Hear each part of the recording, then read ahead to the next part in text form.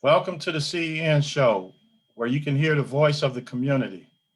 The CommunityEducationNetwork.com is a platform to aid the effort of self and collective improvement.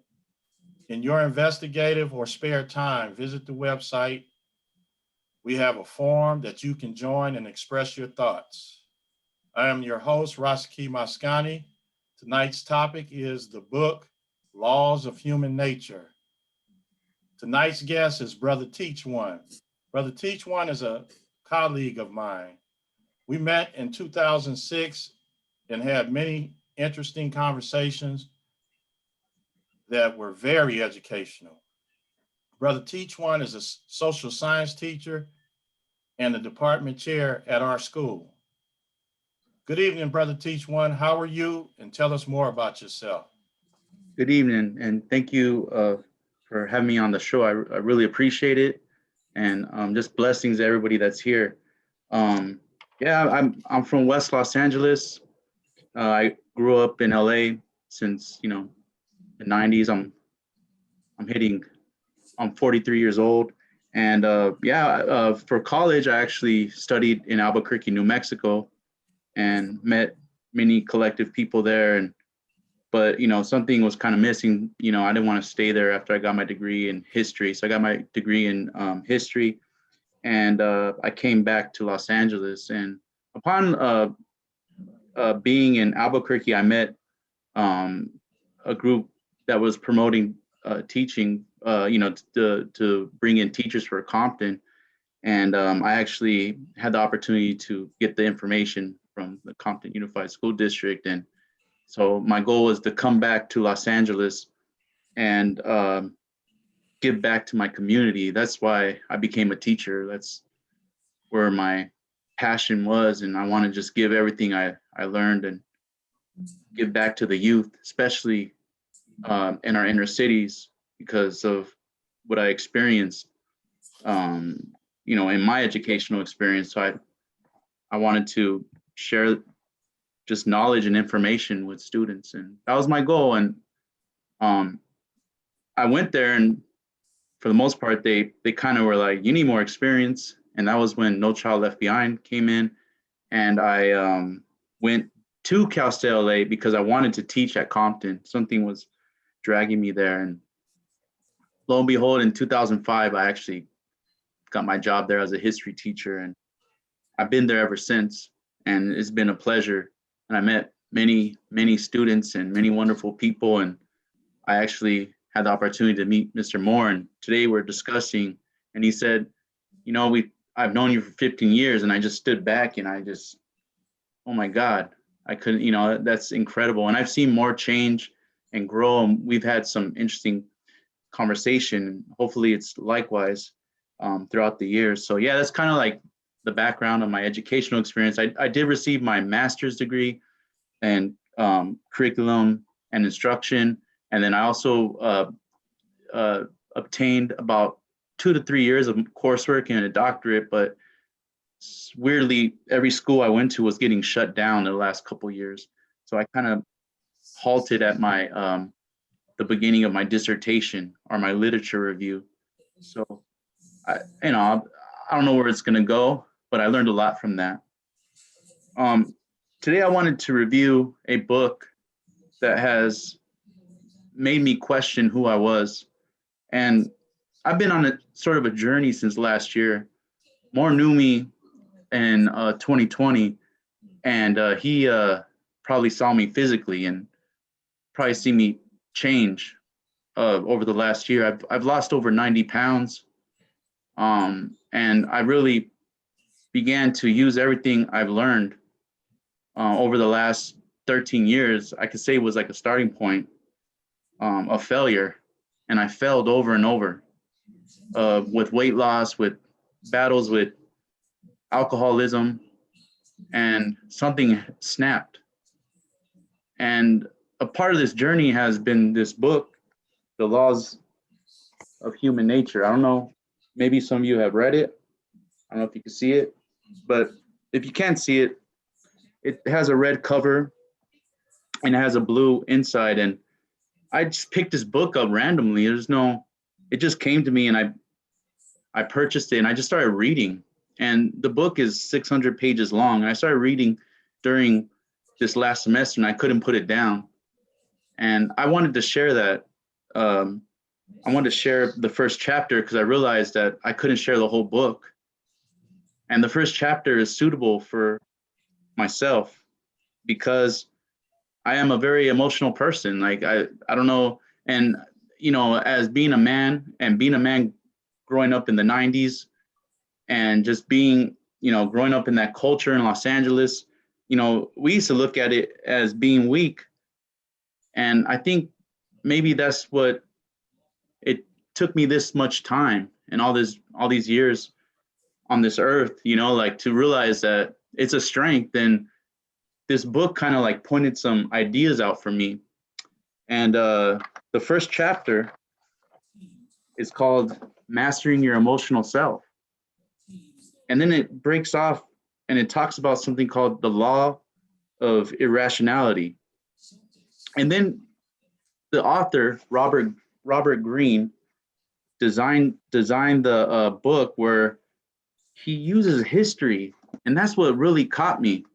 So chapter 1 was an excellent point of reference for changing some of my behaviors. And it led me to another book that I'll show you. And I just want to point out, he also brings up some incredible stories of history. And some of them really shook me. I was, one was going further into the life of Dr. King. And that really I didn't learn these things, even going through college. And so in one of the chapters, and also he discussed the communist revolution in China, what happened in a school. And that's why I want to review this book. And that's why I'm thankful that more let me review chapter 1, because I think for myself, chapter 1 is probably one of the most important chapters for me personally, because it made me think a little bit differently about my emotions. Because honestly, before I looked at it, emotions as a weakness, and at times it was hard for me to actually control them. So this kind of gave me some grounding. So yeah, so the book is divided, and so they use real life. The author uses real life, like real history stories, right? And then he gives you ways in which you can actually change and use it to your advantage, right? So chapter 1 goes, he gives a story, and we'll kind of discuss Pericles from ancient Greece, from the Athenian. But I'm not really interested in that. It's more of his practices, and I'm sure some of you have heard of it. And then he goes into something called like step 1, and it's called recognize the biases. So we'll talk about biases. And then step 2, beware the inflaming factors. And step 3, strategies towards bringing out the rational self. So he's saying if you're like highly emotional, because we're all different. So it's saying like, how do you bring out that rational self? And he also mentions how emotions can really construct the world around us. And I was tripping out because this is what goes on and has been going on this past year. I mean, there has been a lot of emotions everywhere. And it's crazy because on Monday, I don't know if Moore was like paying attention to, in our meeting, but I left our meeting and then there was other things that was going on personally. And I started reviewing the chapter for today. And I was like, oh my, like it all came back. Dude, I was like, dude, like my emotions, man. So it kind of makes you think about the decisions you're making and how you view the world. And I just think it's interesting. So I'll go ahead and kind of like read some parts of this that I've highlighted and dissected a little bit. I'll read the beginning. So the first part is master your emotional self, the law of rationality. And it says, you like to imagine yourself in control of your fate, consciously planning the course of your life as best you can. But you are largely unaware of how deeply your emotions dominate you. They make you veer toward ideas that soothe your ego. They make you look for evidence that confirms what you already want to believe. They make you see what you want to see, depending on your mood. And this disconnect from reality is the source of the bad decisions and negative patterns that haunt your life. Rationality is the ability to counteract these emotional effects, to think instead of react, to open your mind to what is really happening, as opposed to what you are feeling. It does not come naturally. It is a power we must cultivate, but in doing so, we realize our greatest potential. So yeah, so I really like just reading that. I really was captivated by it. It wanted me to read more to really discover more about, how my emotions and how I can actually control them, right? And I think this has helped me with my journey. It actually helped me solidify, and that's why I want to really review it, right? So it goes into inner Athena, right? And the Athens and the Spartans are about to go to war in the book. They declare war, actually the Spartans.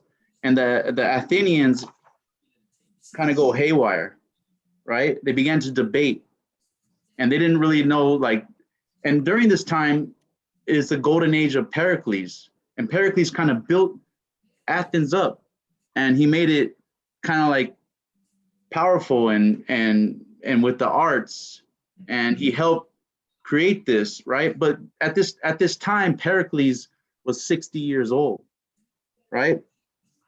So he was kind of like, the older, wise philosopher leader of the group, and they kind of did look towards him, right?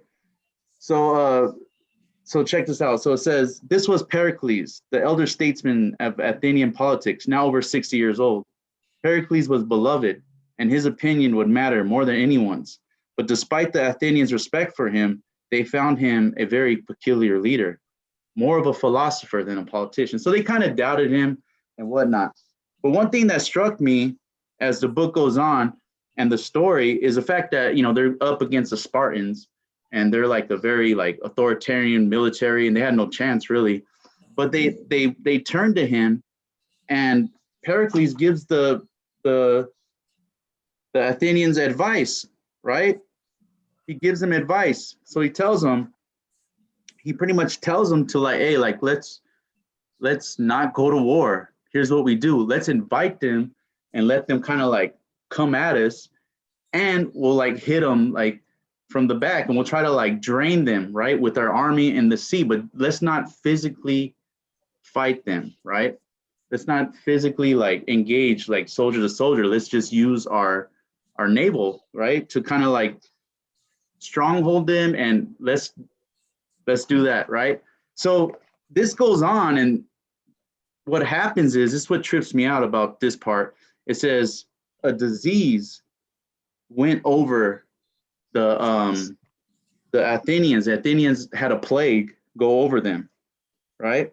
So here's where it kind of starts, where it says, in the beginning, all did not proceed as Pericles had envisioned. The Spartans and their allies did not grow frustrated as the war dragged on, but only bolder. The Athenians were the ones to become discouraged, seeing their lands destroyed without retaliation. So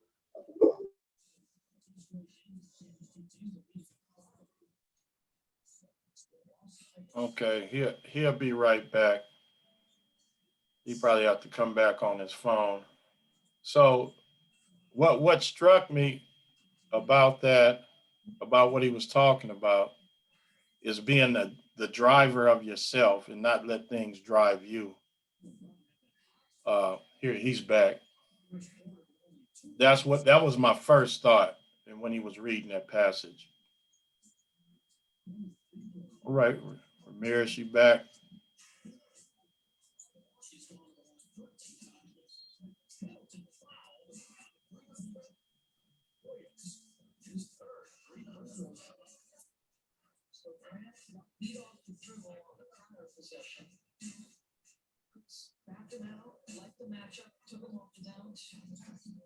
Okay. A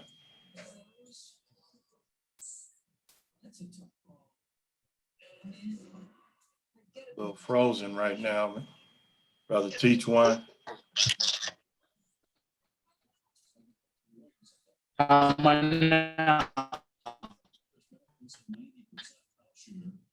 of lagging, but your mic is off right now.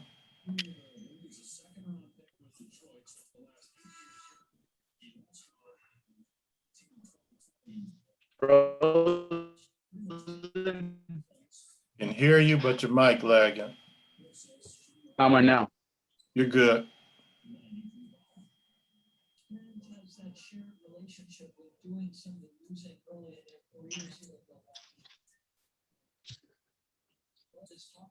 How about now? I can hear you. All right. So yeah, so the Athenians were getting emotional and impatient, and here's where it kind of like really like tripped out. It said a plague hit the hit Athenia, and Pericles caught the disease himself. And it says here, as he lay dying, he witnessed the ultimate nightmare.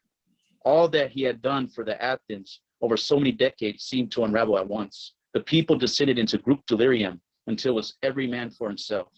So everything he built was being destroyed, and he witnessed it as he died. Then they blamed him for the plague and railed at the ineffectiveness of his strategy. They were not in a mood anymore for patience or restraint. He had outlived his time, and his ideas were now seen as the tired reactions of an old man. Their love of Pericles had turned to hate.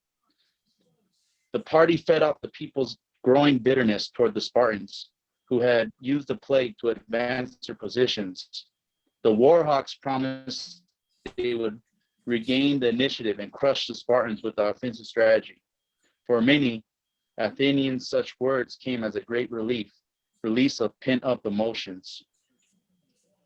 So what happens is they end up turning on Pericles, who helped put the Athenians into a golden age, and they pretty much get highly emotional, and they lose control of their city, right? So what I do like about this book and why I'm sharing it, it gives you an interpretation. So in the interpretation after, right? Mm-hmm. But although they did hold on in the war, excuse me, I gotta, their years of like the Periclean Golden Age were now and forever over. So they said the Golden Age was over that Pericles created, right? And it says this: the man who had curbed the most dangerous emotions, aggression, greed, hubris, selfishness, had been gone from the scene for too long, his wisdom long forgotten, right? So, man, that just really captivated me. I mean, looking at this story about, Athenians, I always kind of had like a superficial look at it. I didn't really like read into the Greeks like I did, and how it was, given to me. And it really like opened up my mind to the idea of, how, and even like the idea of the plague that happened to the Athenians and Pericles, and how it like pretty much that just really, and I read this during this whole time this past year, and it just kind of like tripped me out. It really like, so to interpretation, right? And it says, as Pericles surveyed the political scene early in his career, he noticed the following phenomenon. Every Athenian political figure believed he was rational, had realistic goals and plans on how to get there. They all worked hard for the political factions and tried to increase power. And so that is why I like the book, because the book is saying that even though you may think that there's, you have to actually kind of go through steps before it, right? And then it goes on to this next one, because it's talking about how like Pericles was able to like bring Athenia to that golden age, right? So it says, and then he asks some questions like, why was the Athens such a mess and the democracy itself so fragile? Why was there so many corruption and turbulence? The answer was simple. His fellow Athenians were not rational at all, merely selfish and shrewd. What guided their decisions was their base emotions, hunger for power, attention, and money. And for those purposes, they could be very tactical and clever, but none of their maneuvers led to anything that lasted or served the overall interests of the democracy. What consumed Pericles as a thinker and a public figure was how to get out of this trap, how to be truly rational in an arena dominated by emotions. The solution he came up with is unique in history and devastatingly powerful in its results.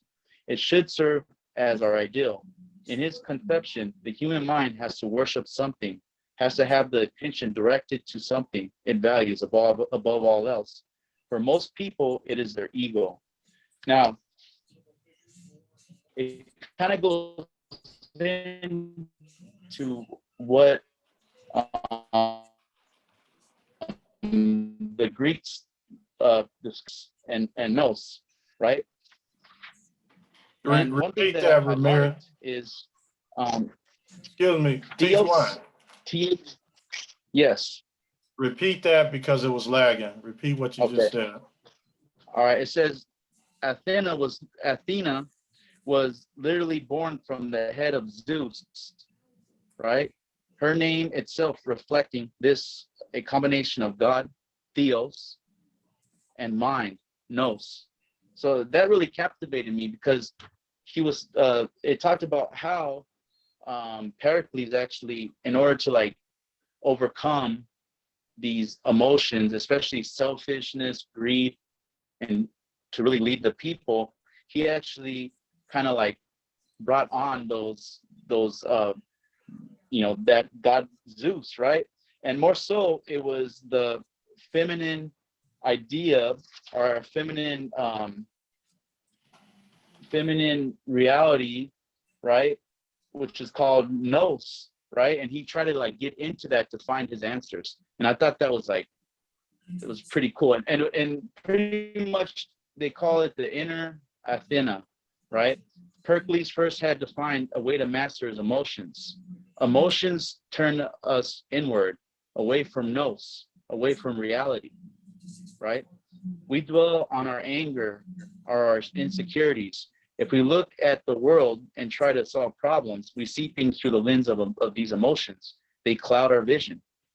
Pericles trained himself to never react to that moment, to never make a decision while under the influence of a strong emotion.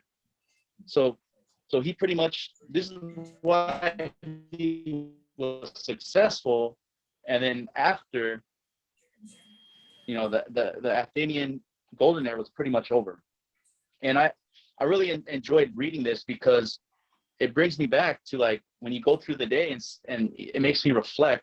And like I said, on Monday, when I was like, oh, let me check this, let me go over chapter 1. And I realized like, man, like, a lot of emotions were like coming at me that day. And how do you like, you have to like make sure. One thing that Pericles did is he would actually leave. And I thought this was interesting.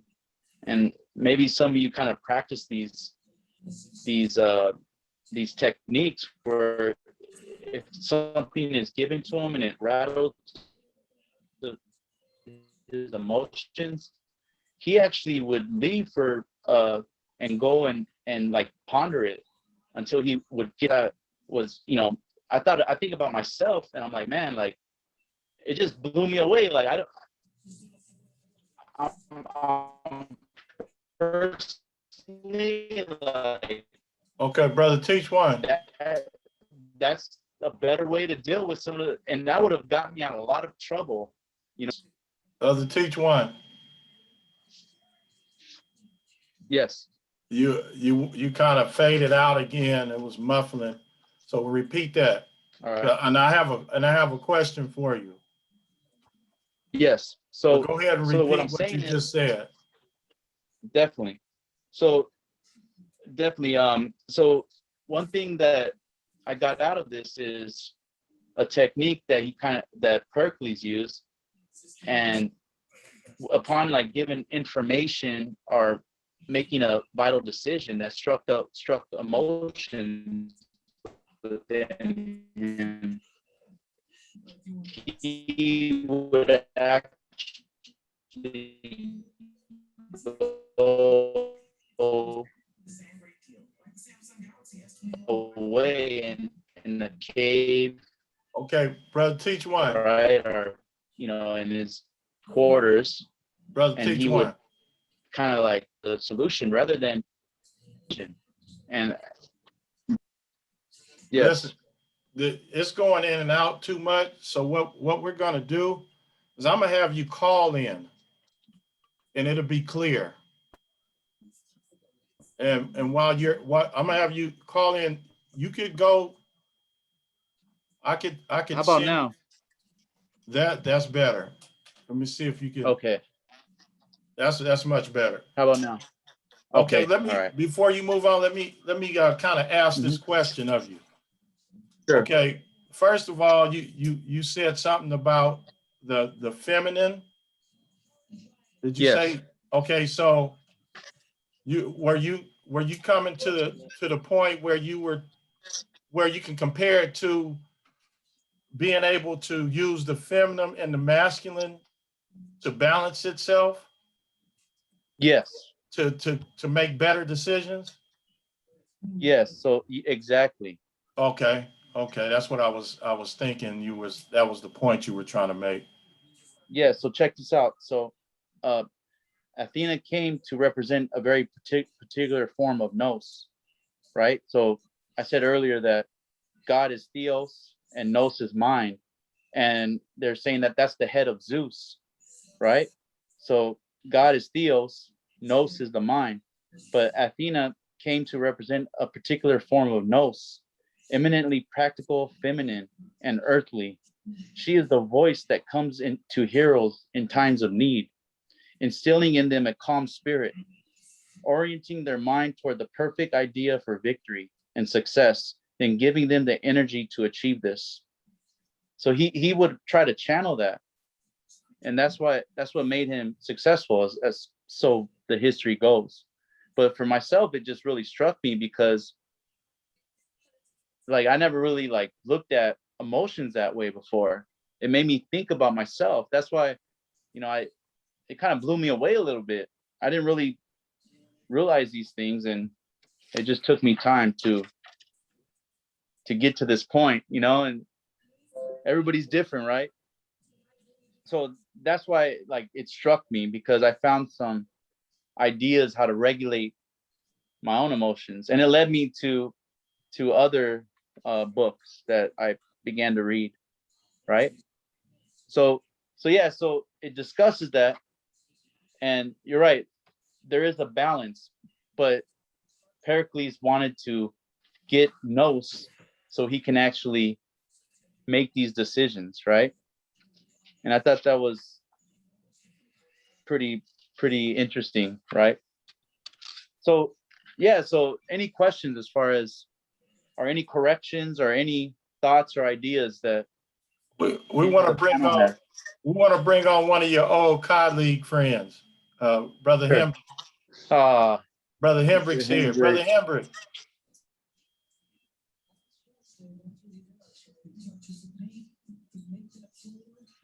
What's up, Ramirez? Oh my god, it's good to hear you, man. Hey, matter of fact, I can There's a recall when you were going through a lot of that stuff. yeah, When man. you were taking care of your parents and all of that. Yeah.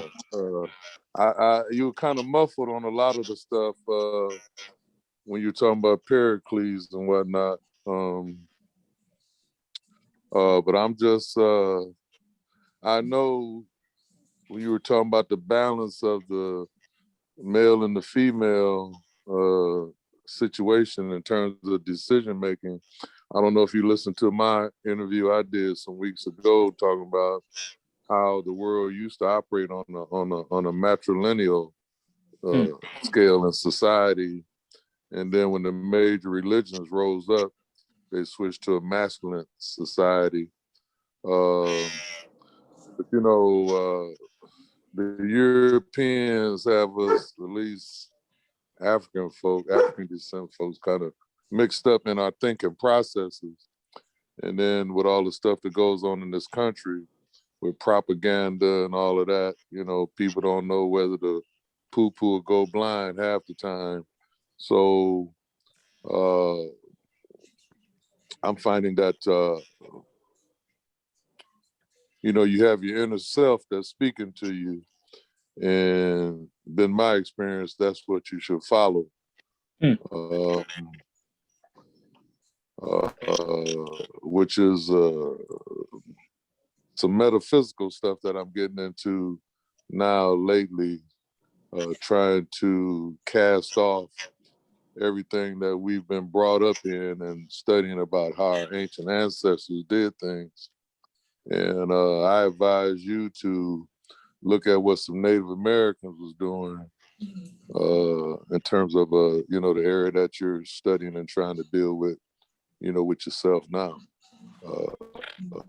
I'm not so much on the Greek thing because I know the Greeks really were students of Africa and kind of paraphrased and copied a lot of stuff, which I mentioned during my talk. Mainly, the book is called Stolen Legacy. And how the Greeks kind of stole a lot of African philosophy, kind of rewrote it and claimed it as their own. You know, starting with Socrates, you know, who spent 22 years over there going to school himself. And, you know, how he was put to death for teaching a foreign philosophy. He sure wasn't teaching a Greek philosophy. He was teaching African philosophy. And that's why he had to get taken off the set. But anyway, I kind of came in a little late and trying to grasp all of what you're talking about. But I miss coming in your class, and man, know, you would let me do my thing sometime. Always. And I admire both you guys for hanging in there, dealing with the student population, because I've been there and know how it is and how difficult it is.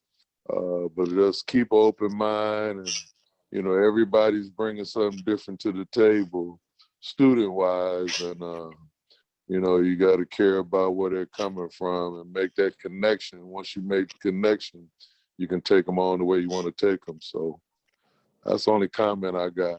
I want to listen some more. Definitely. Thank you, Henry. I appreciate it. I miss our talks. You're welcome, brother. We had some real talks, man. So I appreciate that. Yeah, we did. Definitely. Oh yeah, definitely. As soon as this virus stuff is together, I'll be back up there. All right. Yeah. Okay. But yeah, definitely. And I'll piggyback off Mr. Brother Hembrick, like even, you know, some of the textbooks that, you know, that in school it discussed how the Greeks and the Africans, especially when I was working with AP World History, and it said how one of the Greek philosophers visited Africa and came back and said they had the writing of the gods. So Henrik is on point with that. And the thing is, the regular textbooks don't even mention that or talk about that. And AP was just a slight quote, which I remember. But for myself, and reading this, it was more about the personal that struck, and how I began to like see my emotional versus rational side of self, and I began to make decisions and better decisions in my personal life, little things, and I noticed things work better, and it's kind of like built off each other personally. But one thing that I do like, it gives that story, and it gives stories for every chapter. So this is like an eclectic book.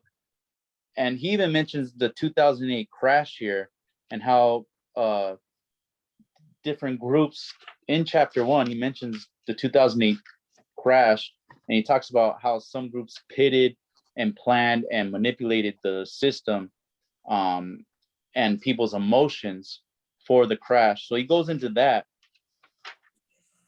I just like to discuss the idea of Pericles because of him using these techniques.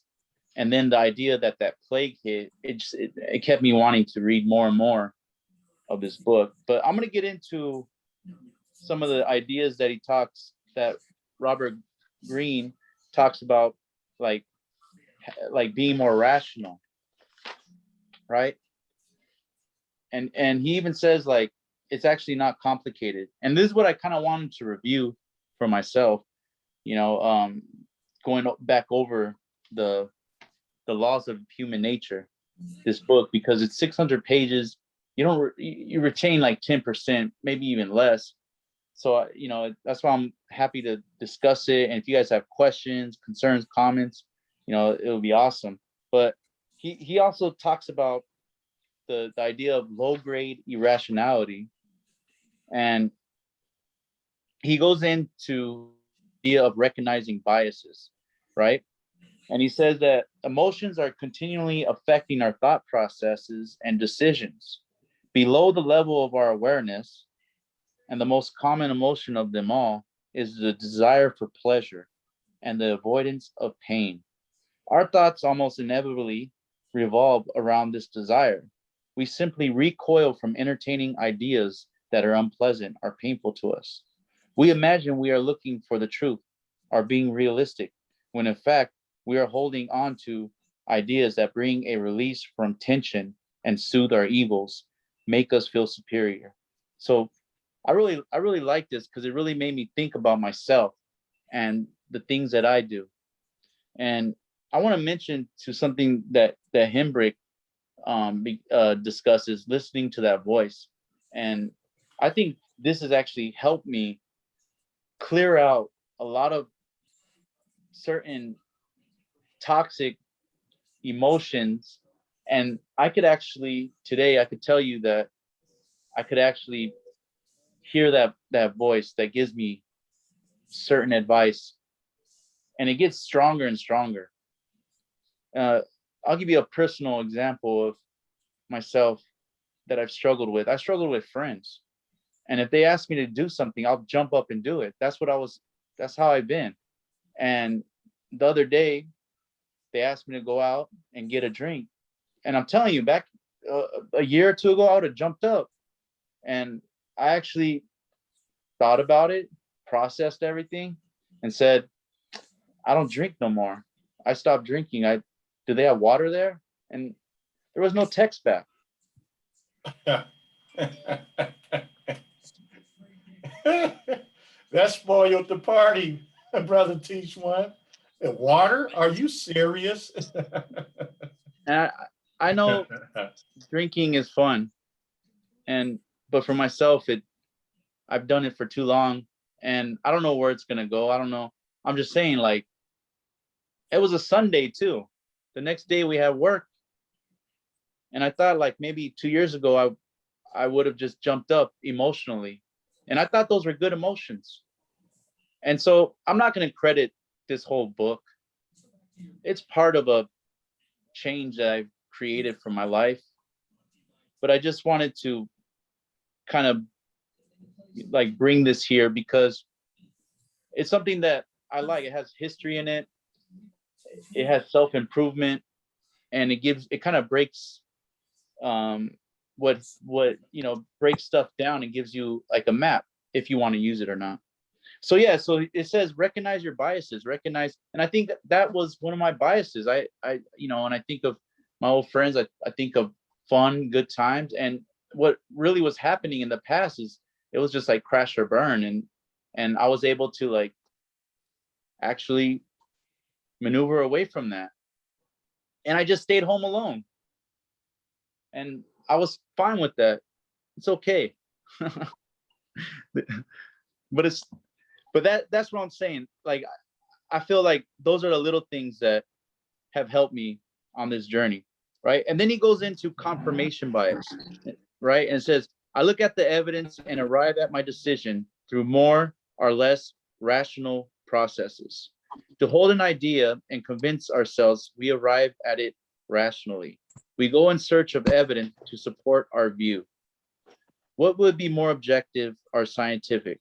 But because of the pleasure principle and its unconscious influence, we manage to find the evidence that confirms what we want to believe. This is known as confirmation bias. So it's saying that, the pleasure part in our being, always wants to go back to that, right? It wants to feel that pleasure. And we want, sometimes we like find evidence to support that. And again, Hembrick brought out a good point about what's going on with media. I mean, we're just at all faces. Like, if we let it, we can open up our phone, we can open up our TV, and it'll give us pleasure, and we could search for the thing that we want to see, right? We can go on the internet. I want to see this, and it gives, even if it's political, whatever, right? And I just think that, again, for myself, it's like, whoa, like, I've been, this past year, I kind of did the opposite that I've been doing in my life. And it's really strange. I began to sacrifice, right? I've been like sacrificing some of the good things I used to have, like a nice brew, like I've sacrificed it, it's gone. And I began to see certain things happen, right? All right, the next one is conviction. Before you move on, let me, I laughed when you was talking about the drinking, about water. I was in the same position some years back where I used to indulge in some drinking. And now I don't do that. But I also realized that it was a learned behavior, and it's something that I picked up growing up. And it gave you a rush. It became a sport. And then when I realized what I was doing, I had to put it away because it wasn't really beneficial for me. And this is the learned behavior that you get growing up in a system the system that we live in. Things that are not good for you are sensationalized. So I had to learn not to do those things, just like you going through transformation. And, when I did see you after some months, and I didn't even really recognize you, and it's like, who is this? So it was just, and man, that's beautiful, just to change to a more productive person. And I take my hat off to you, man, for that. And then before you move on, let's go around the panel here to see if somebody want to ask you a question or make a comment. So we're gonna start with Professor Amin Ra. We went to Hembrick. I wanted you to talk to him for a minute. Okay, Professor Amin Ra. Yes. First of all, I think whatever you read and when it has an effect that it transforms you into a psychological perspective that you feel good, you get a euphoria from getting more self-discipline and self-control. And, that's a beautiful thing. And different people go to different things. Some people read books and it does it. Some people need a program. Like you said, for various people, it's different ways in which they evolutionize to the point of maturity of self-control and self-development and self-maintenance and self-discipline. And I commend you as well for losing that weight. So that means health and feeling stronger mentally. And if that book and the rest of the books that you read continue to produce a manifestation of growth and development, and when you look in the mirror, you feel better about yourself, that translates to the students. And that, as Roski just said, if he didn't recognize you, but he saw the positiveness in when he saw it was you, your students will do the same. And they watch your transformation, not only physically, but mentally and spiritually and emotionally. So I think it's a good thing, and I think that you should continue to read and continue to grow emotionally, because it's obvious that you were growing physically, but you had to grow emotionally and spiritually to the point in which you quit doing things that, like you said, was good to you, but not good for you. And that was not consistent with where you wanted to go anymore.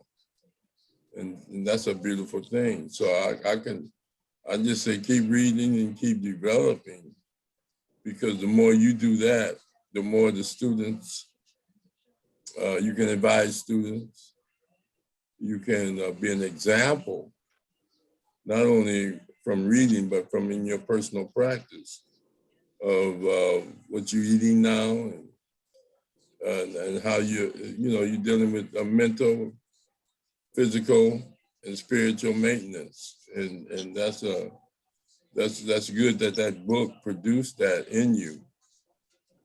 And as Brother Joe was saying, that he remember when you were dealing with a lot of emotional issues and a lot of challenges, and now you seem as if, hey, I can handle it, whatever come at me. So that's a beautiful thing. That's all, Rigo. Thank you. All right. Thank you. All right. Sister Aziza.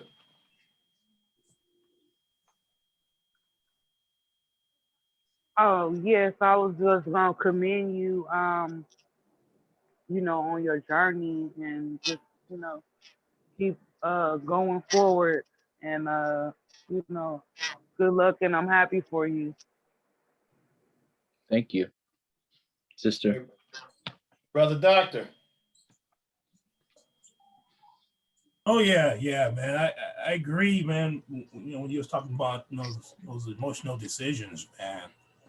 A lot of problems we have, a lot of incidences happening. People are making it based on emotional decisions, man. I stepped away from that years ago. And you just got to be aware of your situational awareness, man. Like you said, they're inviting you out. You took into account the perception, the comprehension, and the projection. That's all situational awareness, man. And a lot of people understand, you want the world to be like this, or you want people to do this. You basing that on emotional, and you're not really basing it on what's the real thing, what's really reality, what's really going on. And yeah, man, I like the book. Kind of sounds like I read some of Napoleon Hill's books, man. And one of the books I have is the Law of Success. It's kind of like the same thing. And yeah, man, good book. I'm gonna have to check that one out. You have, but yeah, it sounds similar to Napoleon Hill. Okay. Okay, man. Brother California. Nothing at all. I'm on my journey myself, trying to pull myself up and say, no. Okay, I didn't hear you, Brother California. I said, no, not really. I don't have comment. I'm on a self journey of preservation for myself, self-preservation and learning. And all I can say is, hang on. Yes, sir. All right, Sister Aziza. Brother Mashinda. Brother Teach One, thank you for sharing your progress. Appreciate it. Recognizing the mind control that's permeated throughout the world, and you taking your power back. And that's what real soldiers do. Yeah. Continue to work hard. I appreciate your like I say, your progress, and stay strong. Okay. So, brother, go ahead. Brother Swain is here. We're gonna get him to chime in. He just came back. Brother Swain.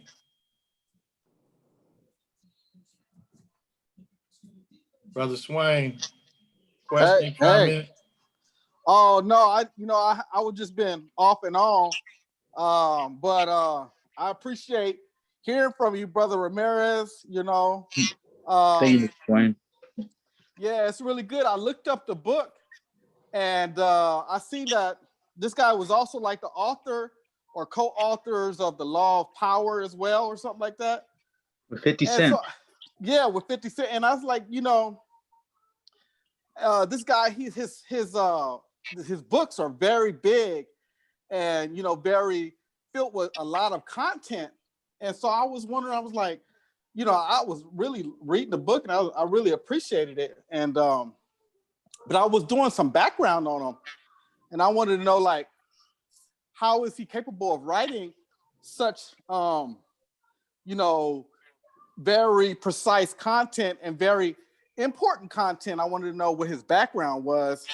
And I didn't find much background on him, but what I did see is that he referenced a lot of important authors and a lot of notable research. He referenced a lot of notable research. So he did his own research, but as far as his expertise and his letters, what his background was, it really wasn't in the topic that he wrote, he wrote in. So I was wondering, do you know more about him, the author? Swain, man, I just jumped into it, and I have to tell you, man, I would have to look more into. I did watch an interview. He's on YouTube a lot doing interviews. But man, I would have to look more into that, Swain. Okay. I'm glad. I'm happy you looked into this, though. I'm glad you looked into the author, and I was planning on doing more research and reading. I have his book. The next one is, I believe, The Law of Success, and I have like 3 or 4 of the books that I'm jumping into. Yeah, but and I really like the first chapter where he talks about like you were talking about how emotions influence a lot of our decisions, and especially with the demographics that we work with at Centennial. A lot of times the kids not just they make decisions based on their emotions, whether they want to fight or whether they want to partake of drugs or whatever it is. It's really that emotion driven feeling that they want to partake in. So that's a really deep chapter. I'm just on chapter 1, so it's pretty good. Yes, and I would be happy to discuss it with you, because I definitely want to keep reviewing it, because when you read, you lose a big percentage, and this is why I wanted to do this with I wanted to come here and support the show, but more so I'm so appreciative of being welcomed by everybody. And it's like, man, for someone to tell me to take your power back, it's just a good feeling, and I'm really thankful. But yeah, definitely would love to connect and keep reading this. It gets deep in some areas, so yeah. Okay, cool, thank you. I hate to break in, but what's the title of the book and the author? I tuned in late. Sure, it's The Laws of Human Nature by Robert Greene.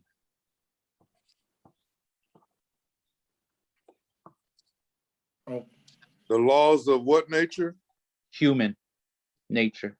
Okay, thank you. So you were going to go into another.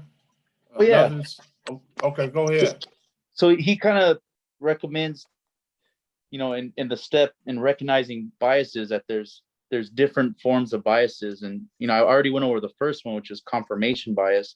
And then the second one is conviction bias.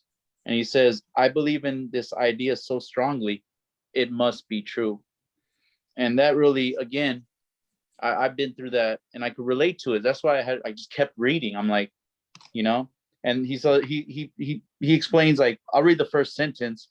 We hold on to an idea that is secretly pleasing to us, but deep inside, we might have some doubts as to its truth.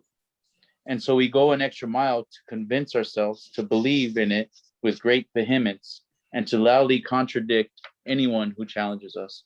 So yeah, I mean, it's just, again, it's, you know, something where I went back and reflected on a lot of the things that I believe in, and it also just has you question what was discussed earlier about the world, media, and things that you know we have to actually discern from, and also our hidden truth.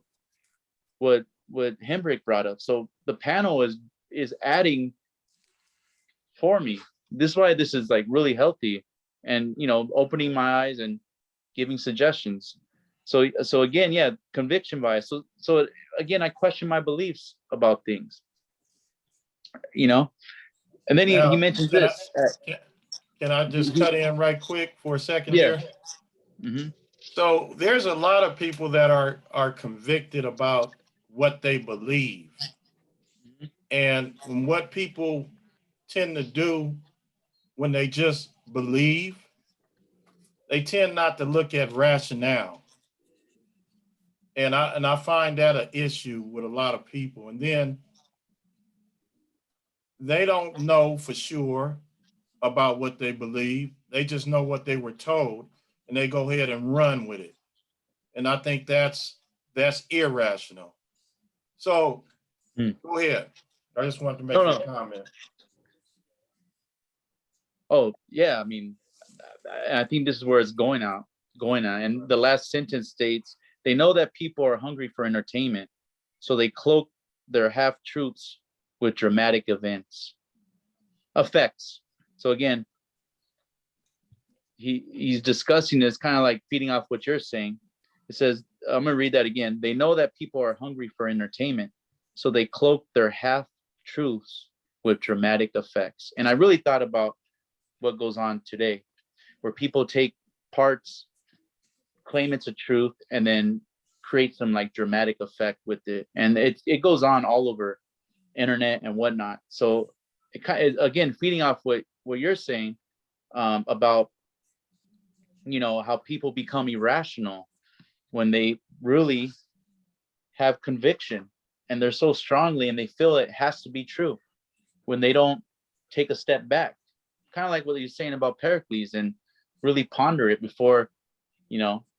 And that could be with anything, like you know, as you know. So yeah.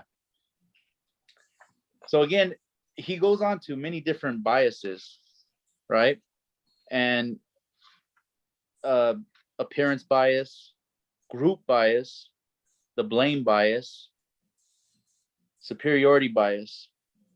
And then I kind of like this one because I thought about my own ego at times. So it made me question who I was. I was more so looking at myself, and honestly, like social media too, I ain't gonna lie. But with these biases, but I was really looking at myself. It made me like question my own ego, and like it, that's why I had to go back over this. So it says superiority bias. I'm different. I'm more rational than others, more ethical as well. And I really just thought about myself in times of my life, and I'm like, man, like I'm guilty of some of these things myself, you know? So I highlighted this. Everything we've got, or so we think, comes from natural talent and hard work. But with other people, we are quick to ascribe to them all kinds of Machiavelli tactics. This allows us to justify whatever we do, no matter the results.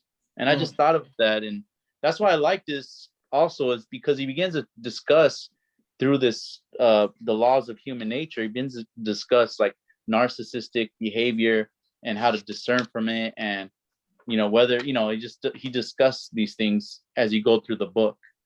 And then I highlighted the last, you know, sentence in superiority bias. It says, rationality and ethical qualities must be achieved through awareness and effort. They do not come naturally. They come through a maturation process. So I began to like really think like, man, like I need to, not only have I been, you know, taking the steps to correct my physical, I need to correct my character as well as I went through this book. He has 2 more steps. Hey, before I lose my thought, Ramirez, I want to add to that real quick. Mhm. Uh, It is Teach. Teach One, Ramirez, we got both your names here. That's good. So what I want to talk about quickly, and I just thought about it when you were saying action justification. Mhm. People need to justify why they do what they do because they need to feel good about themselves when doing it. Yes, pleasure. And then also, I wanted to say that whenever I'm talking about somebody or pointing out the ills of a person, I what I do now is I take a step back and I say I need to put that energy into making sure that I'm doing what I'm supposed to do and redirect that negative thinking about somebody towards dealing with my own flaws and the things that I need to do to be better. So I'm starting to reshape the way I think because it's all energy and Yes. how you direct it. So that was the two things that I wanted to mention while you were saying that.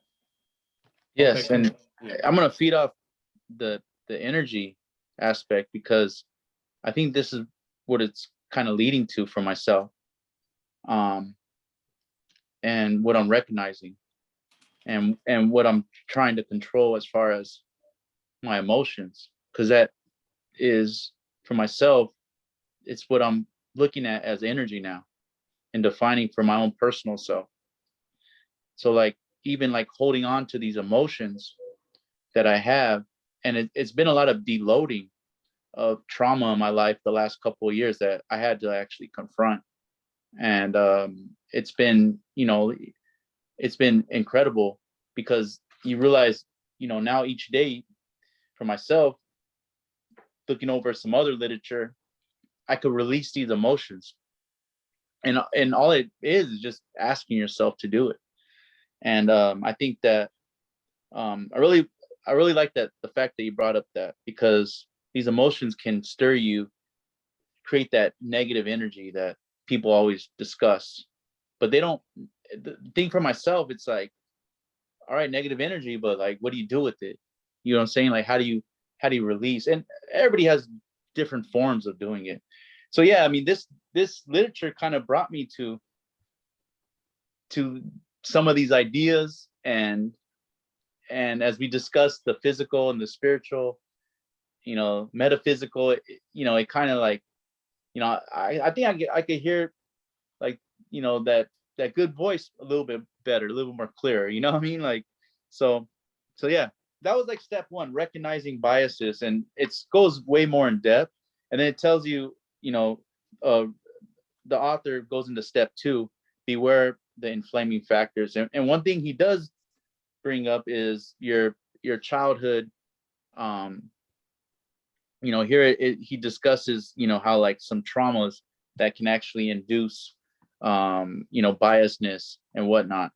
So he goes into that, which is step two, and he discusses different individuals, discuss something called rising pressure, inflaming individuals, right? And for instance, he brings up, and which we've seen, right, these past years, it says, there are people in this world by their nature tend to trigger powerful emotions in almost everyone they encounter. These emotions range among the extremes of love, hatred, confidence, and mistrust. Some examples in history include King David in the Bible, um, Julius Caesar, George Danton of the French Revolution, Bill Clinton. But these types have a degree of charisma. They have the ability to express eloquently emotions they are feeling, which inevitably stirs parallel emotions in others. But some of them can also be quite narcissistic. They project the internal drama and troubles outward, catching other people up in the turmoil they create. This leads to profound feelings of attraction in some and repulsion in others. So man, again, it was just hitting stuff that has been going on in our world as well. And really interesting. So he brings up and he discusses that, and then he goes into step three, And he helps you to bring out the rational self, right? He's giving you ideas. And here are some pointers, like know yourself thoroughly, examine your emotions to their root, accept people as facts, and find the optimal balance of thinking and emotion. So, man, I like how he lays out certain things and he gives you like a roadmap and ideas of where you can go, by reading this first chapter. And that's just the first chapter. The next chapter goes into, we'll save that later, for transform self-love into empathy. And it's called The Law of Narcissism. But yeah, I know it's been an hour. I don't know how long Well, you want to go, but we just received another visitor, and we okay. want to see if he has like a comment or a question for you. Juan, how you doing? Can you unmute yourself, please? Hello, How you doing, Juan? I'm good. How are you? Okay. Would you like to? You have a question for Brother Teach One or a comment? I was just listening. I just got on. I kind of in the middle of it. I like what I hear so far. Okay. Well, you'll be able to it'll be in the archives of the website and be on YouTube, so you'll be able to hear it in its entirety. So, thanks for coming out. Join us anytime. Oh, thank you. All right. So yeah, I'll kind of end this with this last paragraph. Knowing all of this, it will become easier to motivate yourself to develop this power. In the sense, you are following the path of Pericles himself. He envisioned the goddess Athena embodying all of the practical powers of rationality. He worshipped and loved this goddess above all others. We may no longer venerate the goddess as a deity, but we can appreciate on a deep level, of all those who promote rationality in our own world. And we can speak to internalize their power as much as we can. Right?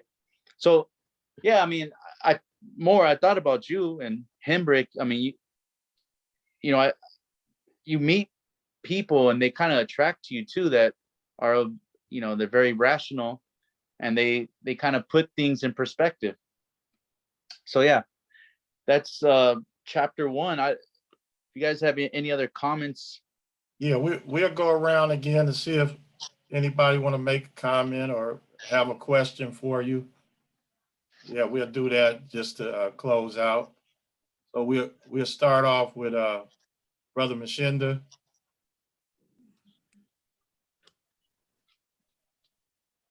He may have stepped away. Brother California.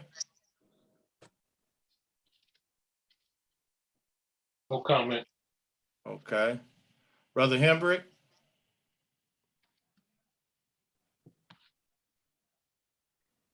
Yeah, brother.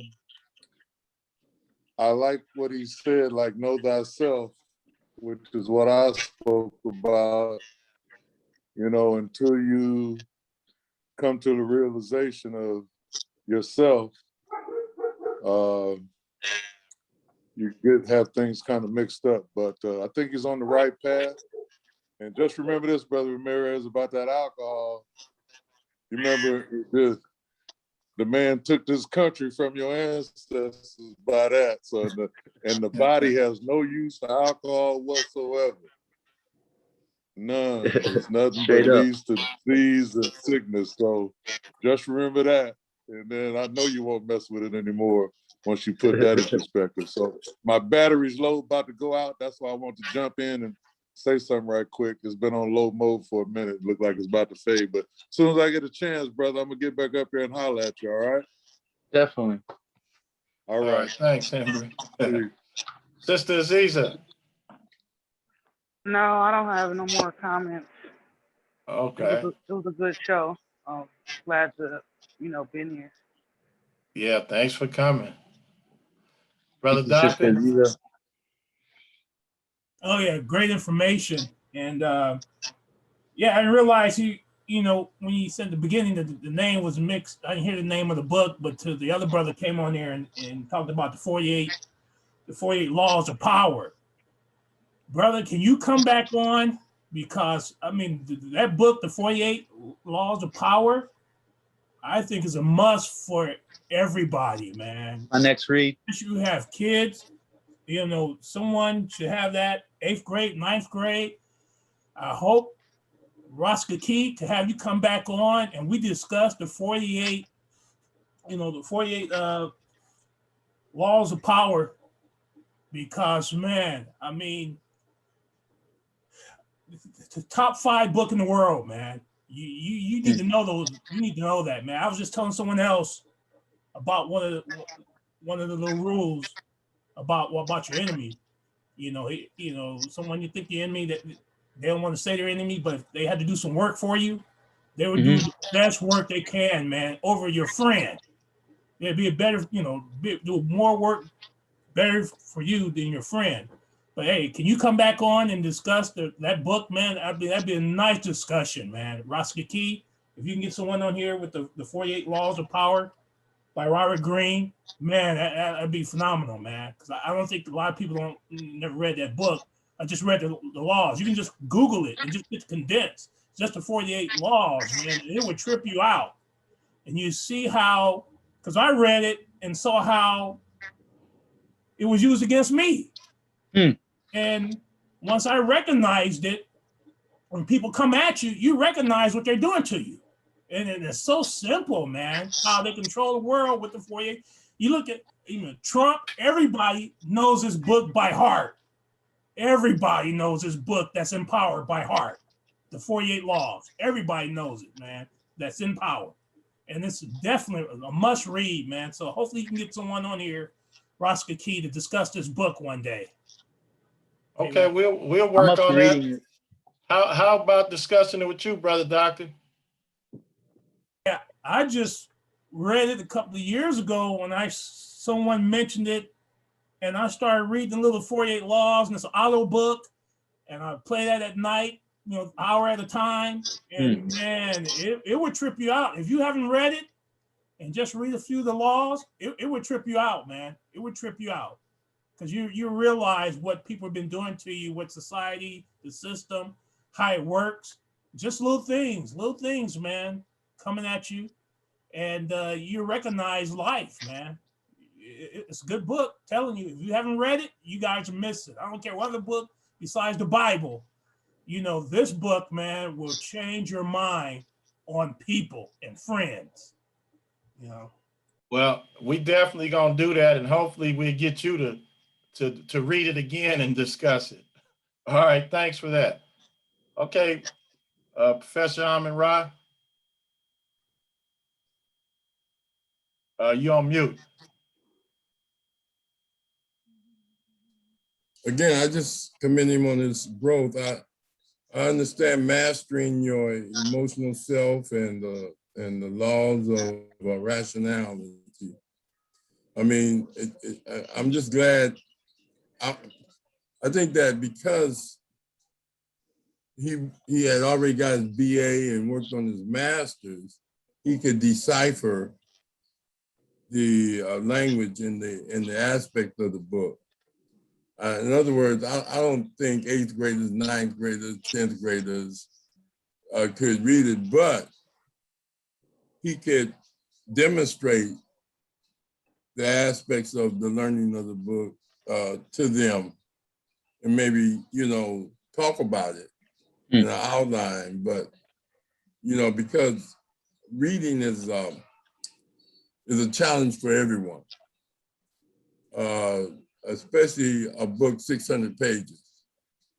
You know, people just, you know, we're in fast food, fast this, fast that, and I'd rather Google it, as you just someone just said, or read the Cliff Notes versus reading the whole book. But his discipline, and it translates to the students, and that's the most important thing when you're a teacher. making you a better person helps make you a better teacher. And so when you can climb mountains that you felt were in front of you and get over those mountains, that helps you tell students they can get over the mountains in front of them. So that's what I get out of the master rationale. I'm like Brother Joe, though. I pretty much rely on my cultural apparatus because they speak a language and they know the mountains we had to go through as a people. Not just, and I think that's why Joe was referring to his history and his culture as a resource also. And so I rely pretty much on,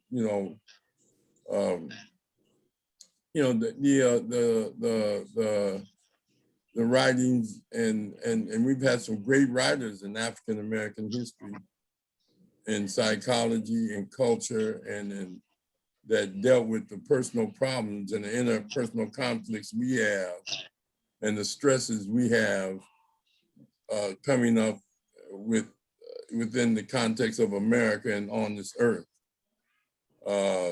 Because regardless of what you read and what you come up with, you still gonna have to deal with racism, because it's institutionalized. I ain't talking about personal prejudice, but I am about racism.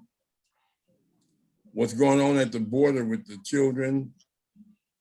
Do you see them as the least of these and you want to help them, or do you see them as illegal aliens coming to take jobs or public resources and a problem?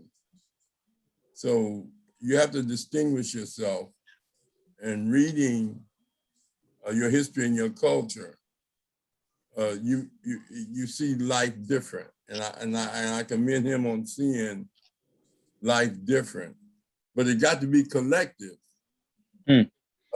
When Harriet Tubman was free, she said, I'm not free unless I help my people get free also.